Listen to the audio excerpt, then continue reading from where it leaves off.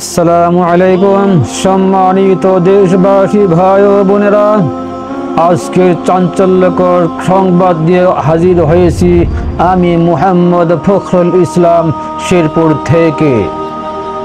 আজকের চাঞ্চল্যকর খবরের প্রধান শিরোনাম হলো হাসানুল হক ইনু উত্তরা থেকে গ্রেফতার।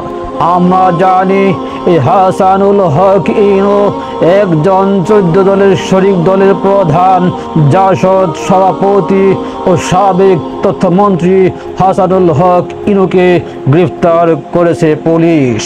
গত সোমবার 26 আগস্ট বিকেলে রাজধানীর উত্তরা থেকে তাকে গ্রেফতার করা হয়। খবরটি আসলে চাঞ্চল্যকর, খুবই আনন্দদায়ক এবং স্বস্তিদায়ক সারা দেশের মানুষের জন্য। এই হাসানুল হক ইনু সাহেব সে 13 সালে এই শাপলা চত্বরের ট্রাজেডির অন্যতম হোতা সে আল্লামা শফি রহমতুল্লাহ আলাইকে তেতুল হুজুর উপাধি দানের জন্মদাতা।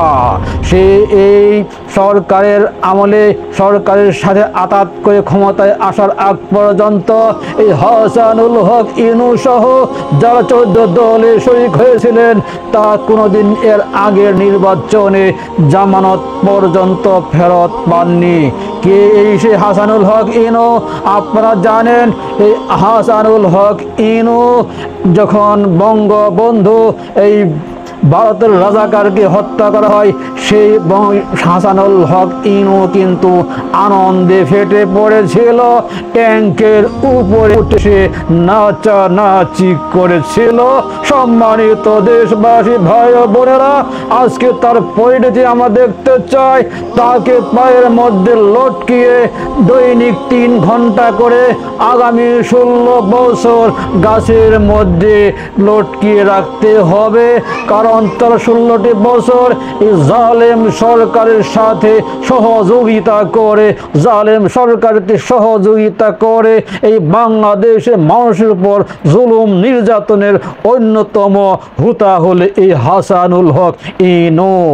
আমরা চাই এই নমরুদকে যেমন 400 বছর জুতা পেটানো করা হয়েছিল, তেমনি করে এই লেডি ফেরাউনের সকল দল বল তার অনুসারী সহযোগী, জালেমের সাথে জুলুমের সাথে সহযোগী এই হাসানুল হক ইনু, রাশেদ খান মেনন সহ যারাই আছে তাদেরকে আমি চাই তারা দুনিয়াতে শাস্তি পেয়ে পরকালে মুক্তি পেয়ে যাক। তাদেরকে প্রত্যেক দিন করে কমপক্ষে 3 ঘন্টা পায়ের মধ্যে বেঁধে গাছে লটকিয়ে রাখা হবে। তাদের জিহ্বাগুলো বের হয়ে মাটিতে ঠেকে যাবে, তারা কান্নাকাটি করবে আর জনগণ হাসাহাসি করবে। এই হলো আমাদের কামনা। আল্লাহ হাফেজ। সকলকে আল্লাহ ভালো রাখুন, দেশকে শান্তিময় করুন, ফেরাউন মুক্ত বাংলাদেশ গড়ে উঠুক এই কামনা করে শেষ করছি আজকে চাঞ্চল্যকর খবরের একটি খবর পরিবেশন করে।